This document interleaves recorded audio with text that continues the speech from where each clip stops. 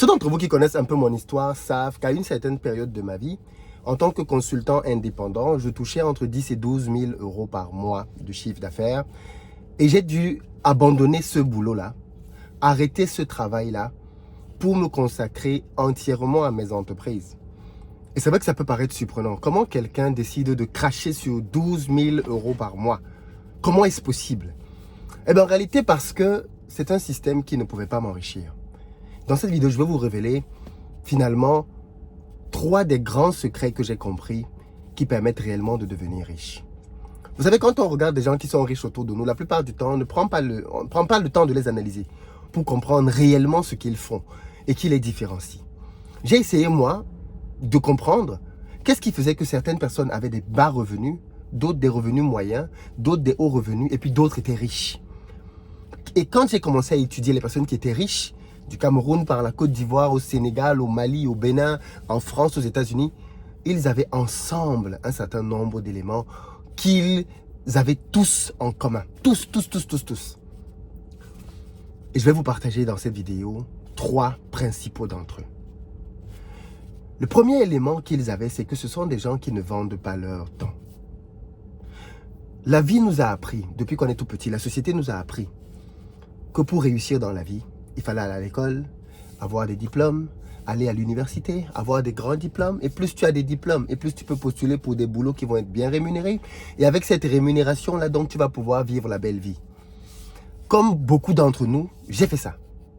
Ok?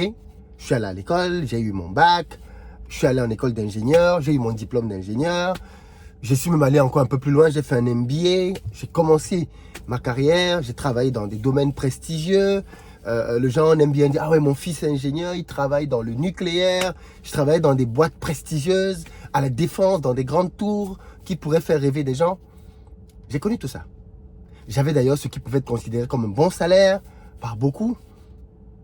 Mais en réalité, au bout d'un certain temps, je me suis rendu compte que mes 3006 que je touchais au moment où j'ai démissionné, parce que je n'ai pas commencé avec 3600, j'ai commencé avec 2000 euros.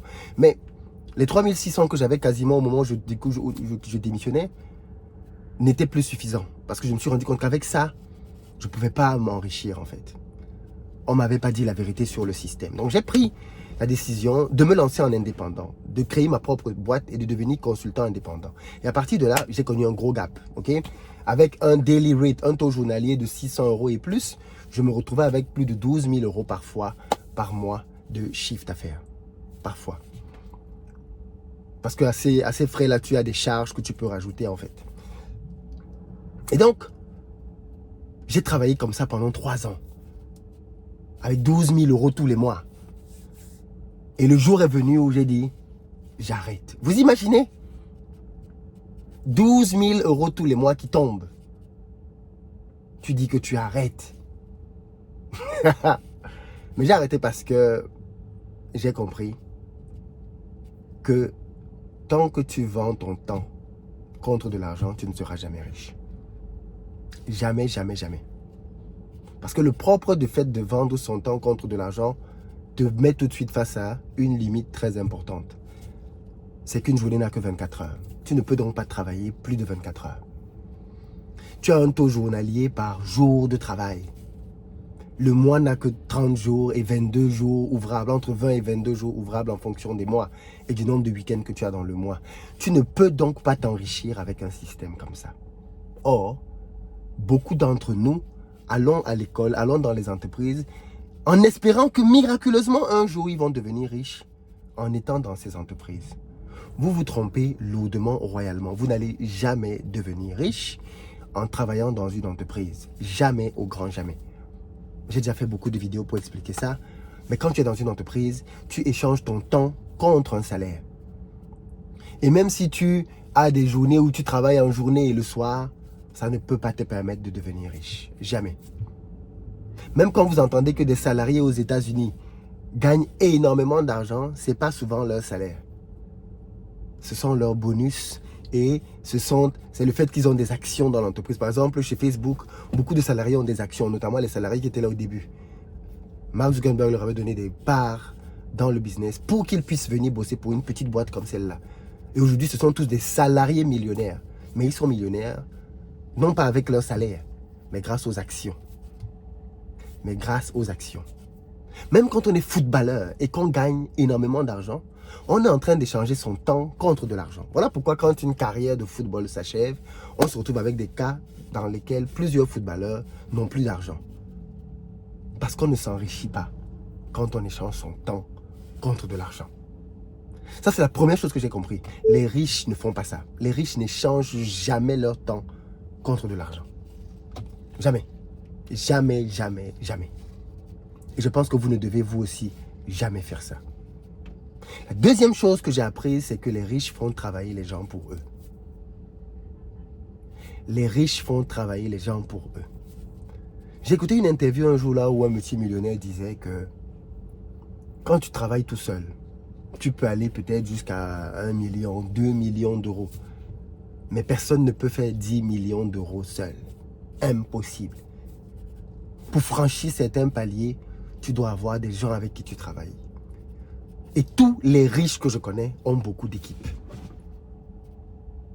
Certains ont 300 personnes qui travaillent pour elles, 500 personnes, 1000 personnes. Oui, plus de 1000 personnes, 2000, 3000 personnes qui travaillent pour elles. Pourquoi?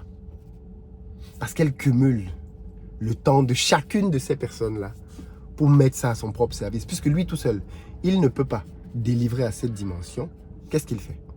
Il prend ses 24 heures, il additionne les 24 heures de 10, 20, 30, 100 autres personnes et il cumule tout ça pour travailler pour son projet. Donc si vous voulez vous enrichir, vous devez peut-être commencer seul, mais très rapidement vous devez savoir que vous ne pourrez pas aller loin seul. Vous aurez besoin de salariés, vous aurez besoin peut-être de partenaires, d'actionnaires, comme vous voulez, mais vous ne pourrez pas aller loin seul. Les riches font travailler les gens pour eux. Ce n'est pas négatif, ce n'est pas péjoratif de dire ça, mais c'est ce que j'ai constaté. Je vais vous expliquer ça simplement. Prenons par exemple le cas de la chaîne YouTube. Quand j'ai commencé la chaîne YouTube, je faisais 1 à 2 vidéos par semaine. Aujourd'hui, j'en fais 1 par jour. Mais à l'époque, quand je faisais 1 à 2 vidéos par semaine, c'est parce que réaliser une vidéo me prenait 4 à 6 heures de temps. Le temps de chercher l'idée, le temps d'écrire l'idée, le temps de poser le matériel pour ensuite tourner, recommencer quand je ne suis pas satisfait. Ensuite, derrière, et c'est là la partie la plus longue, faire le montage, avoir le rendu et poster. Et derrière, suivre, faire les commentaires. Quand tu fais tout ça tout seul, tu es forcément limité dans ta capacité de production. En grandissant dans mon business, j'ai commencé à recruter. D'abord un monteur qui allait se charger de gérer la post-production. Ensuite, j'ai pris un deuxième monteur pour pouvoir tourner plus de vidéos.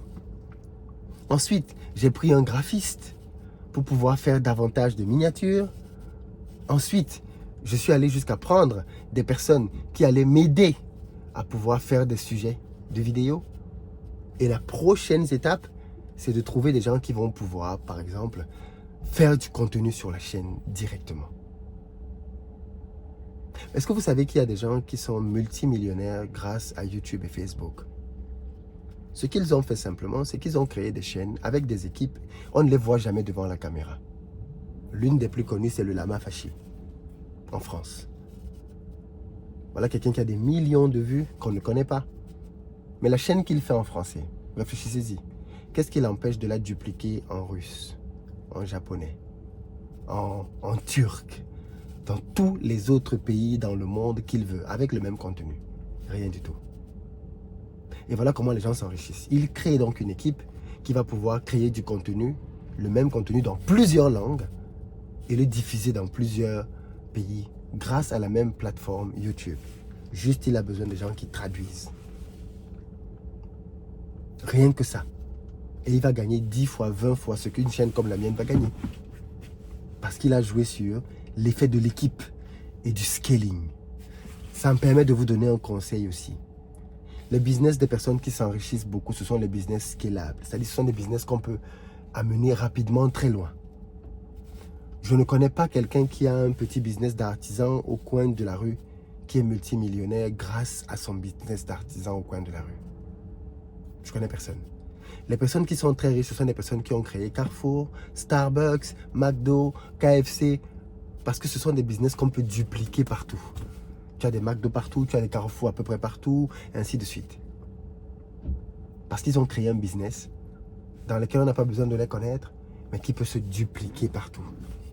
Et voilà donc ce que les multimilliardaires font. Et ils n'échangent pas leur temps contre de l'argent. Et puis deuxième élément, très très important, ils font travailler les gens pour eux. Et puis le troisième élément que je vois chez les riches, c'est l'usage de la technologie. Beaucoup de personnes veulent faire des business de manière un peu archaïque. Or, les personnes très riches utilisent beaucoup la technologie.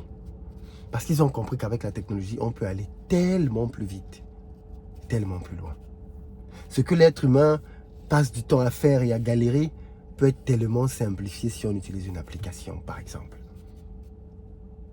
Et ça, aujourd'hui, avec la technologie qui existe, vous pouvez vous aussi, à votre niveau, mettre de la technologie dans votre business. Voilà pourquoi il est toujours conseillé, quand on veut lancer un business, de voir quelle part la technologie peut prendre. Parce que la technologie est un élément compétitif. On a la technologie maintenant dans tout. Dans l'agriculture, on a des drones. On a tellement de choses de technologie qu'on gagnerait à les inclure dans le business pour en tirer le maximum d'avantages. Voilà 3 choses que les riches font. 3 que les pauvres ignorent et qui peuvent faire une vraie différence. Dites-moi ce que vous en pensez dans les commentaires et ce que ça vous inspire. À très bientôt.